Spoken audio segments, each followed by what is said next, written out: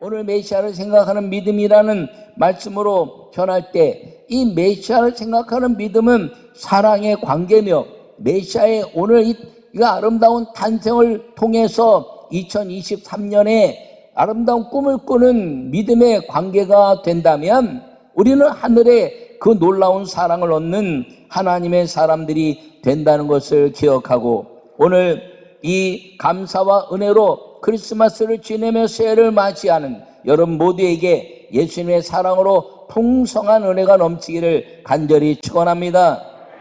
요약의 말씀을 읽겠습니다.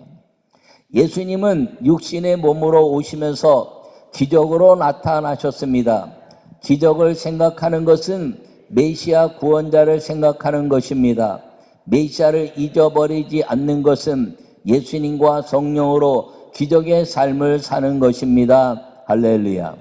본문의 말씀이 예수님의 탄생에 대해서 이야기하고 있습니다.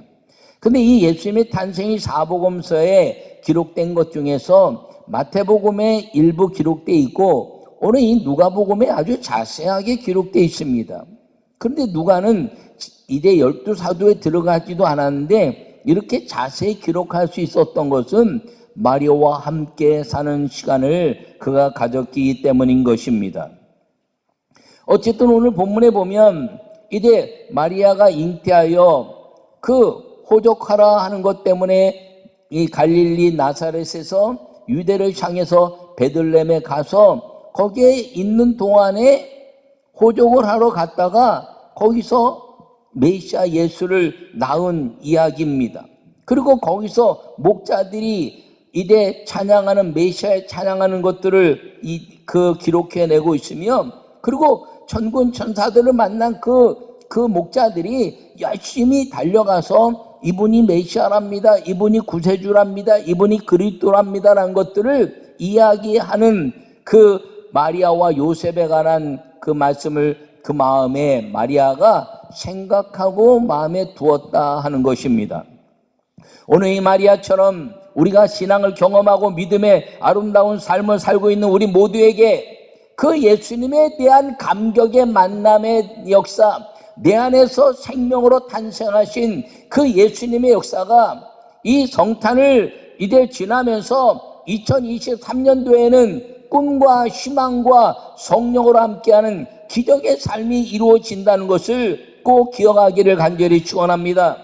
그 말을 마음에 두고 사는 사람, 예수님의 메시아이심을 마음에 두고 사는 사람, 그 생각하는 믿음을 가진 사람은 언제나 예수 그리스도 이름으로 성령의 기적의 삶을 살게 된다는 것을 기억하고 여러분 모두에게 이 믿음의 아름다운 메시아를 생각하는 믿음으로 여러분 2022년을 복되게 살아왔던 것처럼 2023년도에는 이제 모든 코로나19의 질병의 저주는 끝나고 예배가 온전히 회복되고 그리고 믿음이 온전히 회복되고 그리고 이제 좀 낙후된 것 같지만 다시 이 민족 가운데 성령과 함께하는 기적의 삶, 능력의 삶, 영혼 구원의 삶이 넘쳐나서 다시 세계 복음화를 향한 기치를 들고 믿음으로 살아가는 우리 모든 성도들이 되시기를 간절히 축원합니다. 첫 번째 말씀을 읽겠습니다. 약속대로 오신 메시아를 생각하는 믿음입니다. 할렐루야. 오늘 4절부터 7절의 말씀을 우리가 보면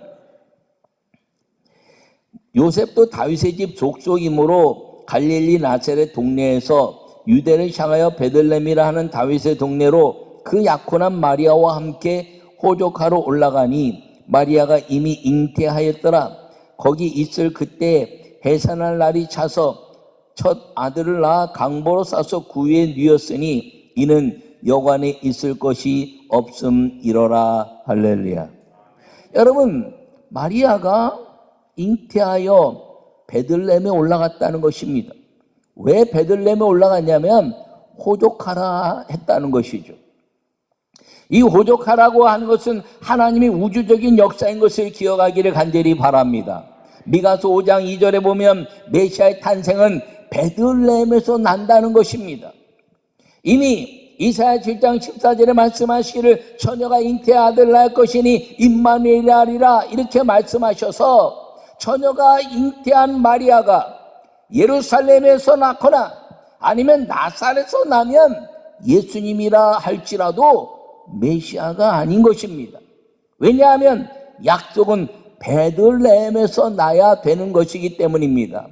그래서 나사렛에서 이제 가브리엘 천사를 통해서 성령 잉태하고, 그리고 예루살렘에 와서 이 세례 요한과 함께 지내면서 그 예루살렘에서 예수님이 탄생할 수 있었는데, 그때 탄생을 예루살렘에서 했다면 예수님은 메시아가 아닌 것입니다.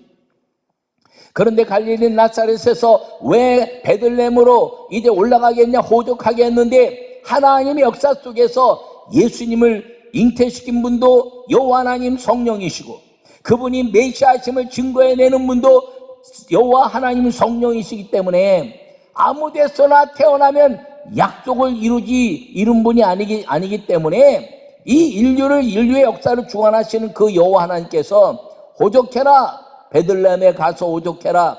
왜요? 각 자기 난국 이제 동네에 가서 하는데, 이 요셉이 다윗의 족속이므로 베들레헴에 가야 호적할 수 있었기 때문에 베들레헴에 갔다가 거기서 아기 예수님을 이제 탄생시키는 그 거룩한 이 아름다운 역사가 이루어지는데, 거기서 나면 어디서에서 낳건 베들레헴에서 나야 메시아이기 때문에 그 약속으로 오신 메시아를 증명해내고 있다는 것을 기억하기를 간절히 바랍니다.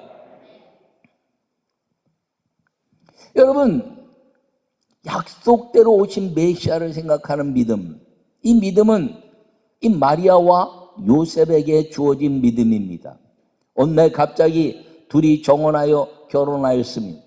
그리고 결혼해서 이제 살림을 차려서 하려고 그러는데, 친정에 갔다 오더니 배가 불러서 온 거예요. 얼마나 놀랬겠습니까?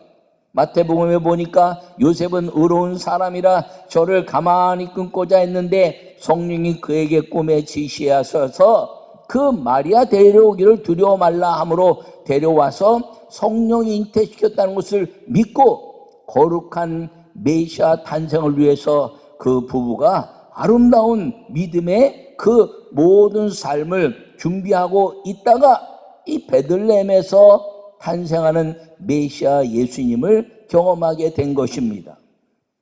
우리도 이 2022년을 지나면서 이 코로나19가 언제 끝날까 여러 가지 많은 생각이 있었습니다. 그러나 약속대로 오신 메시아께서 우리에게 이제 육신의 몸으로 입고 오셔서, 그리고 예수님의 탄생을 통해서 성령을 보내시고 매년 우리에게 이 성탄절을 주시는 것처럼 주님은 점점점 우리에게 약속을 이루시는데, 너희가 이 전을 예배하는 전으로 삼았으니 이곳에서 너희가 기도하면 내가 기근이 떠나고 비를 줄 것이고 연병이 돌 때 내가 고칠 것이고 땅을 고칠 것이라는 그 믿음을 갖고, 그리고 끝없이 기도한 교회들로 인하여 하나님은 여전히 살아계신 하나님으로 이제 2022년을 지나면서 2023년도에는 분명한 하나님의 거룩한 임재와 믿음의 은혜로 말미암아 약속대로 오신 메시아를 생각하는 믿음으로 인하여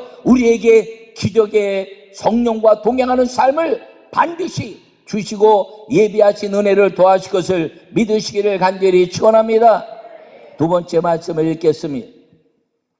천사들과 목자들이 전한 말을 생각하는 믿음입니다. 할렐루야. 오늘 16절부터 19절을 보면 빨리 가서 마리아와 요셉과 구유에 누인 아기를 찾아서 보고 천사가 자기들에게 이 아기에 대하여 말한 것을 전하니, 듣는 자가 다 목자들이 그들에게 말한 것들을 놀랍게 여기되 마리아는 이 모든 말을 마음에 새기어 생각하니라. 할렐루야. 여러분, 오늘 이 마리아 이 말을 여러분 우리 마음과 똑같이 가질 수 있기를 간절히 바랍니다. 그게 뭐냐면 마리아는 이 모든 말을 마음에 새기어 생각했다라는 것이죠. 이 마리아란 말에 여러분의 이름을 넣어서 내가 이 모든 말을 마음에 새기어 생각하는 믿음의 성도들이 되어야 한다는 걸 꼭 기억하기를 바랍니다.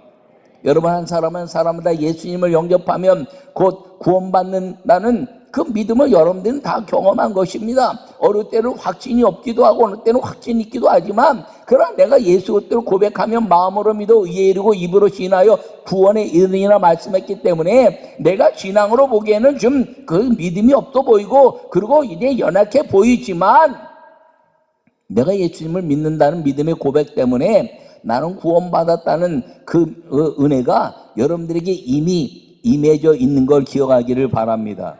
그걸 통해서 여러분들이 그 은혜를 생각하라는 것이죠. 여러분이 부족하고 완전하기 때문에 구원받는 것이고, 부족하기 때문에 구원 못 받는 것이 아니라, 인자가 광야에서 뱀이 들린 것처럼 들려하리니 그것을 바라보는 사람들마다 구원받을 것인데, 하나님이 세상을 이처럼 사랑하사 독생자를 주셨으니 이는 저를 믿는 자마다 멸망치 않고 영생을 얻게 하려 하심이니라. 할렐루야. 그러므로 이제 로마서에 말씀하고 있는 것처럼 입으로 시인하기만 하면 구원받는데, 그 시인이 내 삶이 거룩함이 완전히 거룩해지고 죄를 다 끌어내고, 그리고 이제 추한 것들이 없어지고 내가 예수님처럼 거룩해져야 구원받는 게 아니라, 그런 상황이지만 예수님을 믿는 믿음의 고백을 통해서 나는 비록 약하나 주님은 강하시오니, 주님을 믿는 그 믿음의 고백을 통해서 하나님이 영광을 받으시고 구원하시는 걸 믿으시기 바랍니다. 여러분, 이 말이 왜 중요하냐면 이 말 때문에 인간이 망했기 때문인 것입니다. 하나님이 에덴을 만드시고 선악을 알게 한 다음에 실과를 먹으면 정령 죽을 것이다, 이렇게 말씀했습니다. 그런데 뭐라고 말했나요? 선악을 알게 한 나무의 실과를 만지지도 말고 먹지도 말라, 이렇게 바꿔버린 겁니다. 그래서 이 말이 그렇게 중요한 것이에요. 아니, 그 말 한마디 때문에 인류가 이제 에덴에서 쫓겨나고 멸망받았다고요? 그렇다면 말 한마디 때문에 우리는 예수님의 약속에 의해서 구원받는 은혜가 임하는 걸 믿으시기 바랍니다. 왜요? 부정의 말, 하나님의 말씀을 어긴 말을 했지만 믿음의 말을 받아들이고 그 믿음의 말을 했더니 예수님이 우리를 구원하신 것입니다. 할렐루야. 이 땅에 어느 누가 완전한 사람이 있겠습니까? 오직 예수님만 완전하기 때문에 예수님을 믿으면 예수님의 은혜가 우리에게 확 빛처럼 임해가지고 마귀가 우리를 보지 못하는 것이에요. 아무리 거룩하고 아무리 성경을 많이 알고 성경을 기가 막히게 깨닫고 성경에 대한 것들을 막 하고 막 이야기를 해도 사람은 죽는다는 것입니다. 왜? 죄의 삭은 사망이니 라고 말했기 때문인 것입니다. 그러므로 죄의 삭은 사망이기 때문에 예수님의 탄생과 더불어서 그 성령과 함께하는 믿음이 아니면 누구도 죄의 삭에서 벗어날 자가 없다는 것입니다. 나는 여러분 모두가 이 천사들과 목자들이 전한 말을 생각하는 믿음을 가진 마리아처럼 우리가 수많은 선진들, 그리고 수많은 성경의 이야기들을 이제 천사와 목자가 마리아에게 전한 것처럼 여러분들이 받아들이고 그 믿음을 통해서 주님이 나와 함께 하신다, 주님이 나와 역사하신다는 믿음의 아름다운 고백을 하고 사는 우리 모두가 되시기를 간절히 축원합니다. 그 목자들이 와서 전했어요. 그랬더니 오늘 뭐라고 말해? 이 모든 말을 마음에 새기어 생각하니라. 할렐루야.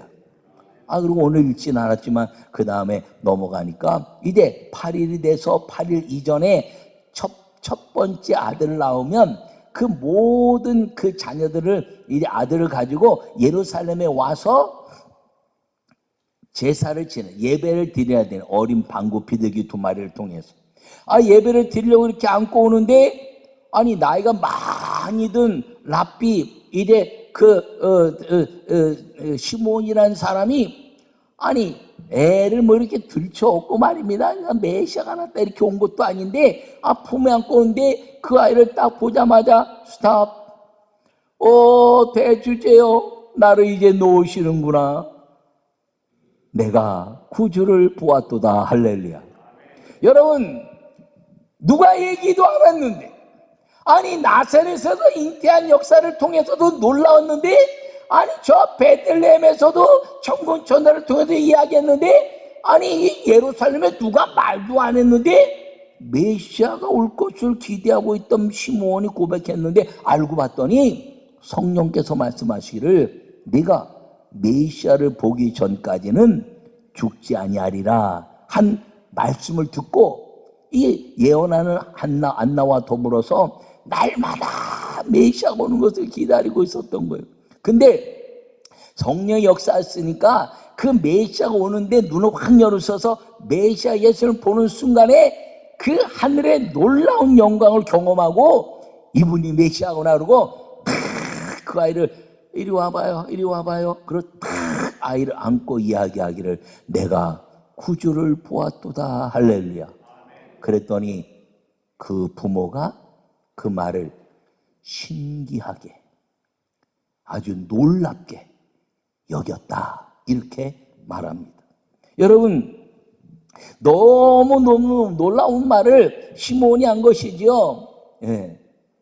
그런데 그것도 마음에 둔 메시아를 생각하는 믿음이 된 걸 기억하기를 바랍니다. 시므온이 한 얘기, 여러분 나사렛에서 경험한 자기의 경험, 베들레헴에서 이야기한 목자들에 대한 소식, 예루살렘에서 이야기한 시므온의 그 성령이 말씀하신 그 은혜의 말씀, 이게 다 남들이 한 거지만 그 말을 받아들이고 메시아를 생각하는 믿음으로 만들어 버린 것을 기억하기를 바랍니다.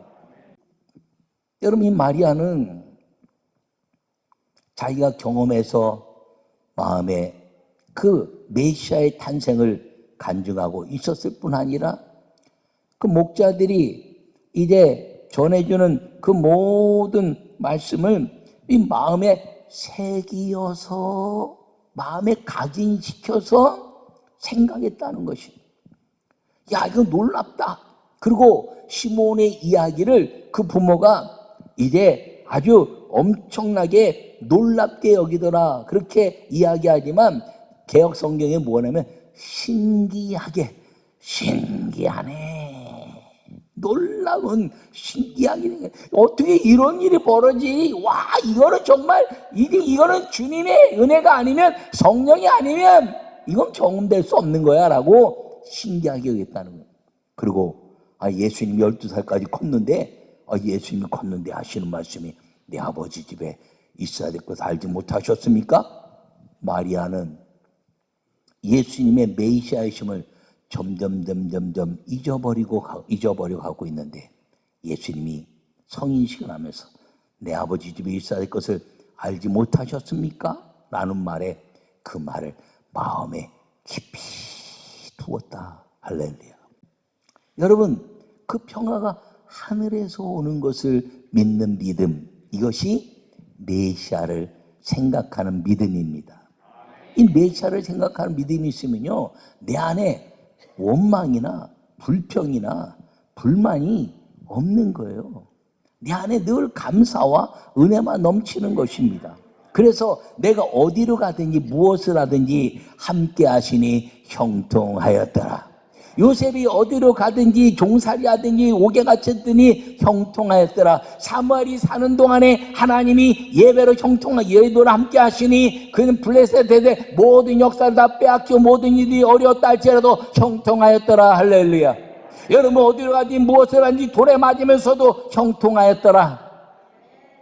여러분 인생에 우리가 갖는 세상의 잣대에 대한 풍요 때문에 형통하다는 것이 아니라 세상의 잣대는 세상의 잣대지만 내게 성령이 동행하심으로 형통한 것은 내 안에 평화가 임하는 때문인 것을 기억하기를 바랍니다.